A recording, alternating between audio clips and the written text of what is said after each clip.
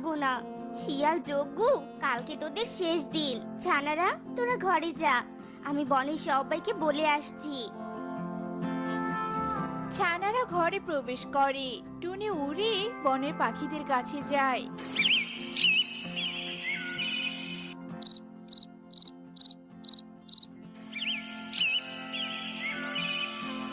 পরের দিন শিয়াল তার কথা মতো টুনি ছানাদের খেতে আসে। এদিকে টুনি তার বুদ্ধিমতো একটা গর্তে কাটা রাখে, আর তার উপর লতা পাতা দিয়ে ঢেকে রাখে, আর তার ছানাদের গর্তের উপরে রেখে দেয়। টুনি, কই তোর ছানারা?